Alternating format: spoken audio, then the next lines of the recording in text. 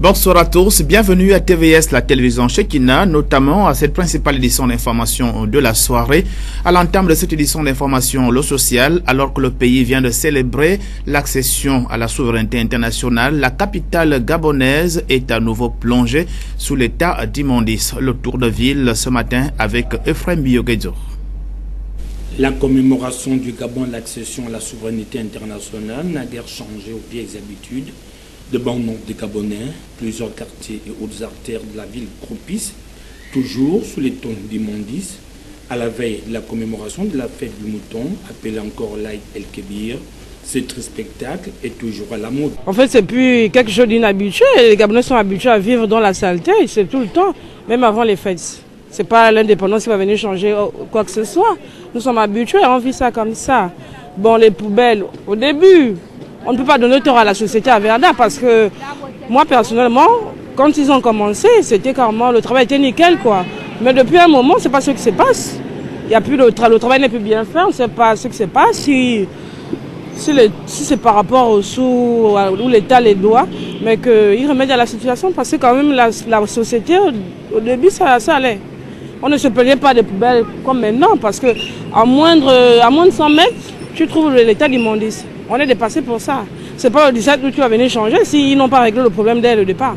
Selon certaines langues, l'État a une grosse part de responsabilité sur l'immobilisme actuel que connaît ce secteur, du ramassage et de la collecte des ordures, des impayés dus à ces sociétés occasionnent aujourd'hui des dysfonctionnements actuels. Bon, maintenant, la grosse part quand même, c'est l'État. Parce que si la société ne fait pas véritablement son travail, c'est qu'il y a un souci. Et il faut qu'on règle le problème. Merci. Voilà, de rien. Pareil, moi. Au sortir de la fête, c'est pas normalement bien de voir ça. Parce qu'une poubelle, c'est une source de contamination déjà pour la population. En plus, ça reflète un peu que notre pays, en fait, il y a un laisser-aller. Parce que ces genres de poubelles-là, ça a l'air banal comme ça, mais sachant qu'il y a des enfants ici, certains pourront contracter des maladies que l'on pourra même... que ça pourra entraîner plusieurs conséquences dans l'avenir. Bon, comme nous savons qu'il y a des organismes en place pour traiter ces cas-là, ça nous amène à nous poser des questions. En fait, où va le budget en fait alloué à cela? Cela montre que il y a comme en fait, il n'y a pas comme une considération de la population, que la population en fait est laissée à elle-même en fait. Et bon, moi j'aimerais bien que le gouvernement mette en place un système efficace permettant de rendre la ville un peu plus propre que cela. Que cela soit un cadre bon à vivre pour nous, jeunesse, pour nos enfants, pour tout le monde en fait. Au grand mot des grands remèdes, cette situation mérite bien une toute autre attention de la part des autorités compétentes. Ce retour à l'insalubrité s'observe surtout à quelques heures de la célébration de l'Aïd el-Kébir et du coup les populations s'indignent et mettent à l'index la société en charge du ramassage et de la collecte des ordures. Ephraim Bioguedzo. C'est comme d'habitude, on ne sait pas ce que font les autorités parce que après les fêtes ou avant les fêtes, c'était toujours la même chose. Surtout vers chez moi, derrière la prison, là-bas, vraiment c'est pitoyable là-bas. Je ne sais pas ce que font les autorités pour trouver une solution à ce phénomène qui mine les Gabonais. Parce que ça peut causer des maladies. Comme nous pouvons voir, nous voyons des jeunes Gabonais qui traversent sur cette saleté, mais les autorités nous observent sans rien dire, comme d'habitude. Le premier souhait, c'est qu'on puisse d'abord chercher une société vraiment compétente qui peut trouver une solution de ce traitement d'ordures. Parce qu'à chaque fois, on avait Kin Africa, Verdet arrivé, toujours la même chose. Je pense qu'il faut d'abord trouver une société qui est capable de pouvoir nous sortir de ce problème-là. Dans le cadre de la lutte contre le braconnage et le trafic des espèces protégées en République gabonaise, plusieurs braconniers ont été interpellés à Lambaréné et à Makouké. Ils avaient en leur possession plusieurs kilos d'ivoire. Le récit de Pierre Parfait Badikoum. 2 groupes de 6 braconniers en possession de plusieurs pointes d'ivoire et de peaux de panthère noire ont été appréhendés à Lambaréné et Makouké, dans la province du Moyen-Ogooué, par les éléments de la gendarmerie en partenariat avec l'ONG Conservation et Justice. Ces braconniers, tous de nationalité gabonaise, ont eu du mal à traverser les bannières de la gendarmerie avec leurs ivoires. Interrogés par les gendarmes, les indélicats affirment avoir reçu de fortes commandes en ces espèces de la part de certains particuliers. Bien que la chasse soit ouverte depuis mars, il n'en demeure pas moins que la chasse des espèces protégées, telles que les éléphants ou encore les grands félins, est interdite. Et tout contrevenant est puni par les dispositions de l'article 92 du Code forestier gabonais. Pour avoir violé les dispositions du dit code et abattu plusieurs espèces protégées, ces braconniers ont été présentés devant le parquet la semaine écoulée. De la politique à présent, et les jeunes issus des milieux défavorisés sortant du MAPAN, bien sûr, sont prêts à en découdre avec les acteurs politiques notoirement connus lors des élections législatives et locales à venir. Ils ont rendu manifeste leur détermination à cocoter dans le 2e arrondissement de la commune de Libreville, où plusieurs sièges sont à disputer. C'était à la faveur d'une causerie politique animée par le président de la Voix du Peuple, Enrique Mambundu. En ligne de mire des élections législatives et locales d'octobre prochain, les jeunes veulent changer de couloir politique marqué par la présence prolongée des quinquagénaires. C'est pour cette cause qu'ils ont échangé à Cocotier le week-end dernier afin de barrer la route à ceux qu'ils estiment vouloir faire carrière en politique, et dans la foulée, ils ont dévoilé les futurs candidats issus des rangs de la jeunesse. Nous sommes actuellement en tournée dans le 2e arrondissement, que ce soit sur le 1er ou 2e siège, pour la présentation des jeunes leaders qui vont représenter les couleurs de la jeunesse et de la voix du peuple dans le cadre des élections locales et municipales qui arrivent. Donc vous avez le cas exemple de Thierry Obam, qui est candidat au 2e siège du 2e arrondissement. Et vous avez encore Toutoum Thierry, qui est candidat au 1er siège du 2e arrondissement. Un peu plus loin, vous avez Kobretti, qui est quand même une célébrité parmi les jeunes leaders de l'opposition, qui sera candidat au 6e arrondissement, donc dans Zanyon. Voilà, c'est quelqu'un de bien connu, de bien assis là-bas. Bref, nous sommes donc en tournée de présentation de nos candidats. Nous avons l'habitude désormais de faire le tour des quartiers, des arrondissements. Et aujourd'hui, plus spécifiquement, il fallait présenter notre candidat, encore Toutoum Thierry, devant les populations qui le connaissent, qui l'ont vu naître, qui l'ont vu grandir. Parce qu'il est temps que les jeunes deviennent cette nouvelle élite politique du pays. Voilà, c'est le passage de témoin et qui est très important pour l'avenir du Gabon. Ils sont pauvres comme moi, pauvres comme 80% des Gabonais. Ils sont jeunes. Ils ont vécu essentiellement que dans des quartiers comme Nkembo, Itamalo, Cocotier, Atimitios, Satongabe. En fait, bref, c'est les enfants du cru du pays. Donc, on a besoin de ça. On ne veut pas des enfants préfabriqués. Quelqu'un est parti chez un homme qui est à Paris, il a vécu là-bas longtemps, il revient, il commence à vous montrer une maison qui est cassée depuis que je vivais là, machin. Ça, là, on ne veut plus. On veut le député réellement que quand il y a l'intempérie, il vit là. Pas le député de la Sablière. Ce mensonge doit s'arrêter. Tous nos aînés, quasiment tous, ils ont développé un mensonge qui est aujourd'hui inacceptable. Ils sont députés des populations. Dès qu'ils sont élus, ils disparaissent. Ils repartent à la Sablière ou à Ngondje ou je ne sais pas où. C'est fini ça. On veut le député qui est dans le quartier, celui qu'on connaît. C'est le choix. On ne fait pas de choix des diplômes. On ne choisit pas des hommes en fonction de son niveau universitaire ou scolaire. On choisit celui que les jeunes connaissent, celui qui est dans la zone, celui qui a du respect pour les vieux et pour les jeunes. L'enfant du bled ou l'enfant du Madouaka. Voilà les gars du Madouaka. Si le pauvre se rappelle que chaque fois que les gens sont candidats, ils disparaissent après les élections, ils vont pour la première fois voter les enfants qui vivent dans leur quartier.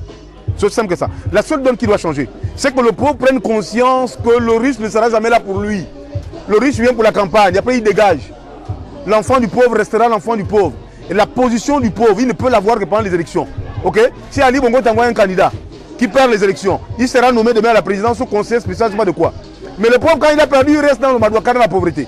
Et donc les pauvres ont été élus. Oublions l'affaire des riches. Les mensonges de Hoomer et de l'argent qui circule, parce que c'est la campagne, c'est fini. Nous vivons dans la misère. Nous voulons des députés de la misère. C'est aussi simple que ça. Merci beaucoup.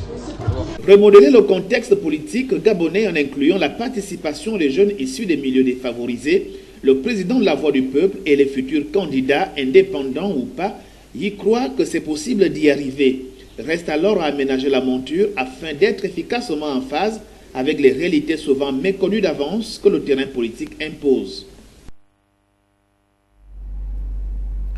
Religion à présent, et nous allons du côté du quartier mondial Shekina, son quartier général, et bien sûr d'Ovendo, pour parler du culte dominical qui a tenu toutes ses promesses avec l'ouverture de la grande semaine de l'explosion prophétique et de délivrance chapeautée par le prophète Fernand Yodé de la Côte d'Ivoire. Inès Gungamombo, Mosconi Ngonumba.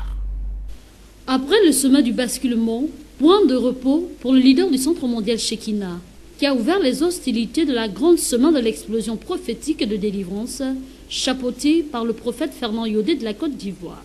Ce sont des centaines de personnes qui ont été édifiées sur la nécessité d'être oint d'huile, selon le livre dans Samuel chapitre 16, les versets 1 à 10. Ce que tu cherches, te cherche, a martelé l'orateur. Le sacrifice joue un rôle très important et permet de détourner l'attention de nos ennemis. Les hommes de destinée sont toujours rejetés. C'est alors que Dieu rentre en scène pour marquer la différence. Et j'ai compris que j'étais bien placé pour prendre le règne des enfants Yodé. Je suis dit à quelqu'un, tu es né après les autres, mais tu changeras le cours de la vie de plusieurs personnes. Tu me dis Amen, Pierre. La gloire de Dieu se manifeste. Alléluia. Cette femme, maman, qui l'a invitée ici? C'est ta petite soeur, elle a quelque chose, elle devait recevoir sa part.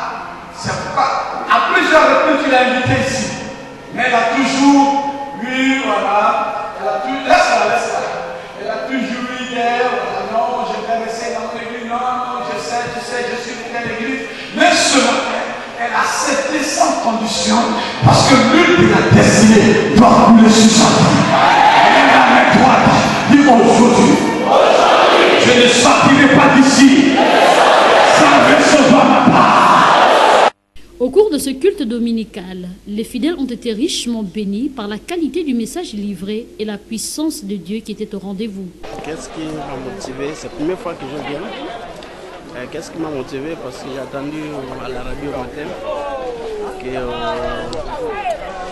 le pasteur, non? C'est ça. Qu'aujourd'hui c'était... Et si tu ne profitais pas ce jour-là, tu devais rater beaucoup de choses dans ta vie. Donc aujourd'hui, c'était un jour important, pour ça je suis venu. Et puis ça m'a motivé et ça fait que j'ai appris beaucoup de choses. Et puis je vais laisser toujours à venir. J'invite aussi les autres de venir. Parce que ce qui s'est passé aujourd'hui, je n'ai jamais vu ça. C'était important. J'ai été ravie vraiment d'assister à ce culte. C'était vraiment un merveilleux culte. Je remercie le Seigneur pour ce culte parce qu'il nous est béni. Que Dieu nous élève davantage. Merci qu'il élève chez qui encore. Gloire à Dieu. C'est un sentiment de satisfaction, de joie. Le prophète était clair dans ses propos. Nous avons été tous bénis par rapport au message. Donc, nous devons faire en sorte que nous puissions mettre en pratique la parole de Dieu. Les rencontres se poursuivent jusqu'au mercredi 22 août prochain. Le corps de Christ est attendu à ces rencontres inédites à la gloire du Seigneur pour être bénéficiaire du toucher de Dieu. Un reportage d'Inès Ngungamombo de la Savane. Nous allons cette fois-ci hors de nos frontières en Grèce et en Asie-Pacifique, notamment en Indonésie. Mais revenons d'abord en Grèce. Après 8 ans de crise financière qui faillit entraîner dans son sillage toute la zone euro, la Grèce achève ce lundi son deuxième et dernier programme d'aide financière. Mais toutefois, la question de la dette n'est pas efficacement réglée. Presse internationale. Depuis son kiosque à journaux, Christophe Papageorgiou a vécu au plus près la crise financière grecque. Il travaille à 2 pas du Parlement, là même où des manifestations violentes ont éclaté en 2010, après l'instauration de la cure d'austérité en échange de l'aide financière de l'Union européenne et du FMI. Je pense que nous avons vécu les pires émeutes. Je me sentais comme dans le film Platoon. Il y avait des gaz lacrymogènes, des cocktails Molotov et des pierres. Nous ne savions pas si nous devions rester ou partir. À l'époque, le déficit public dépasse les 10%. Dans les années qui suivent, les Grecs sont écrasés par la hausse des impôts et les coupes dans les aides sociales. 3 ans plus tard, en 2013, 58% de la population de moins de 25 ans est au chômage. Quand vous venez travailler tous les matins et votre qualité de vie s'effondre, vous vous sentez... C'était la première fois depuis des années que je pleurais. Dès son arrivée au pouvoir en 2015, le gouvernement d'Alexis Tsipras veut mettre un terme à l'austérité. Promesse non tenue, la Grèce doit demander 2 nouveaux plans d'aide. En tout, près de 300 milliards d'euros de prêts sont accordés au pays pendant 8 ans. Ce programme d'assistance rétablit en partie l'économie grecque. La compétitivité a été restaurée dans une très large mesure et la Grèce a retrouvé le chemin de la croissance. L'année dernière, il y a eu une croissance réelle d'environ 1,4%. Cette année, nous pourrions nous rapprocher de 2%. Et tout ça sans renoncer à la position de la zone euro. Une économie plus dynamique, mais un taux de chômage qui dépasse encore les 20%. Lundi, l'Union européenne et le FMI accorderont un dernier prêt de 15 milliards d'euros avant de libérer la Grèce du programme d'assistance, même si les réformes d'Athènes seront encore observées de très près par ses créanciers. En Asie-Pacifique, précisément en Indonésie, de nouveaux séismes ont frappé l'île indonésienne de Lombok dimanche, provoquant d'importants dégâts matériels et des scènes de panique. Les habitants craignent de nouvelles répliques. Reportage. Ces milliers de déplacés ont dormi dehors sous ces abris de fortune après une nuit d'horreur. Cette habitante de l'île de Lombok craignait que sa maison ne s'effondre, fissurée par les secousses. Je suis venue dans ce refuge après le premier tremblement de terre la semaine dernière. Je suis rentrée chez moi il y a 2 jours, mais j'ai dû revenir ici aujourd'hui. Ils ont rejoint ces refuges à la hâte, fuyant des tremblements de terre à répétition, loin du confort, mais en sécurité. Des familles entières qui n'ont emporté que le strict minimum. Alors que certains s'affairent à construire des abris en bambou, les écoliers trouvent le temps long. Mon école primaire a été détruite et elle est en très mauvais état. Alors non, je ne peux pas aller à l'école. Depuis près d'1 mois, les îles indonésiennes de Lombok ou encore de Sumbawa endurent des séismes puissants, causant des glissements de terrain, des fissures et des coupures d'électricité. Un archipel déjà dévasté par 2 précédents puissants séismes en juillet et en août. Ils ont déjà fait plus de 480 morts et des centaines de milliers de déplacés. Nous parlons à présent du sport. Direction le nord de la capitale gabonaise, précisément la commune d'Akanda, où s'est déroulé le week-end dernier la 4e édition du tournoi Jean-Marie Ogadanga. Plusieurs rencontres étaient à l'ordre du jour en présence du parrain, mais surtout de notre reporter Ulrich Simaila. La célébration du 58e anniversaire de l'indépendance s'est achevée dans la commune d'Akanda en apothéose par cette grande journée du tournoi de football Jean-Marie Ogadanga qui s'est joué au stade du Cap Estéréas. Pour cette 4e édition, 4 rencontres étaient au programme dans les catégories minimes, cadets, juniors et corpos avec la présence sur le terrain de jeu de l'édile de la commune d'Akanda. Voici l'ensemble des résultats au thème de cette édition.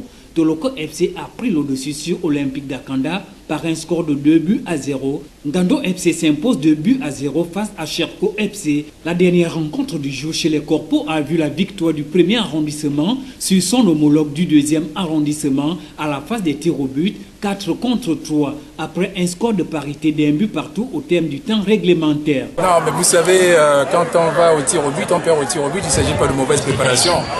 Nous avons eu affaire à une très bonne équipe, suffisamment organisée et avec beaucoup de chance parce que nous aurons mieux fait de gagner au temps réglementaire, étant entendu que nous avons eu pas mal d'occasions de but, mais malheureusement nous n'avions pas la réussite. Donc la réussite nous a fui, sinon sérieusement nous étions bien préparés et suffisamment préparés pour enlever ce titre aujourd'hui. Mais je tiens sincèrement à remercier le parrain, Monsieur le ministre, Jean-Marie Ogadanga, qui fait suffisamment pour la jeunesse et maintenant aujourd'hui pour les corpos, les jeunes de notre génération, en organisant des compétitions de cette nature chaque année. Et tout le mérite lui revient et j'espère que les gens seront suffisamment reconnaissants pour reconnaître tous ces efforts. Que nous avons vu de part et d'autre des très grands joueurs, des anciens internationaux. Et une fois de plus encore, le Cap vit ce soir le football de haut niveau. Nous avons vu le match des jeunes tout à l'heure, mais derrière, il y a un papa qui me disait, mais il a senti de la technicité, la haute technicité tout à l'heure avec les corpos. Alors, cette occasion encore me donne le droit de féliciter mes joueurs qui, au-delà de toute leur situation physique, ont pu remporter ce match. Pour le parrain, ce tournoi se joue chaque 17 août et est un moment de retrouvailles, d'échange et de partage pour les fils et filles d'Akanda. C'est un moment de partage, comme je le disais. On n'a pas trop le temps de nous rencontrer. Mais lorsque la République nous donne par le truchement de la fête de l'indépendance de nous retrouver, pourquoi se priver d'organiser une telle rencontre? Nous l'avons organisé pour plusieurs raisons. La première raison, c'est qu'il y a une jeunesse qui s'amuse. Et il faut donner à cette jeunesse le temps de s'exprimer, plutôt que de s'exprimer dans d'autres choses qui ne nous honorent pas, telles que la consommation d'alcool, la consommation de drogue. Et vous savez bien que le sport aussi, c'est pour unir les personnes. C'est un moment de cohésion et c'est un moment d'entente. Les personnes qui jouent ensemble ne se feront jamais la guerre. Les personnes qui jouent ensemble ne se battront pas. Donc pour nous, ici à Akanda, que ce soit du premier arrondissement ou du deuxième arrondissement, que nous soyons jeunes ou moins jeunes ou vieux, comme vous l'avez constaté avec nos chefs de quartier, c'est très important de partager. Les Akandais ont pris rendez-vous pour la 5e édition l'année prochaine. Voici à présent votre rubrique Expression libre, question du jour. Donnez-nous le nom complet du premier président de la République gabonaise. Léomba. Bon, il n'y a que Léomba que je connais. Mais je pense que le premier président de la République s'appelait Léomba Minko. Non, le tout premier. Le premier des premiers. Elle ne connaît pas. Le nom intégral du président de la République gabonaise. Le premier. Je pense que c'est Léomba. Du premier président de la République gabonaise. C'est Léomba. Ouais. Léomba. C'est Monsieur Léomba. Le président Léomba. Mais c'est Léomba. Intégral du premier président de la République gabonaise. Son nom intégral. Qui Ali Bongo Ondimba ou le défunt? Son nom intégral, le premier président de la République gabonaise. Son nom intégral. C'est Ali Bongo Ondimba? Le premier président de la République gabonaise s'appelait Feu Léomba. Aucune bonne réponse dans l'ensemble. Le premier président de la République gabonaise, c'est bien Léon Gabriel Mbamikomidan. C'est la fin de ce journal. Merci de l'avoir regardé.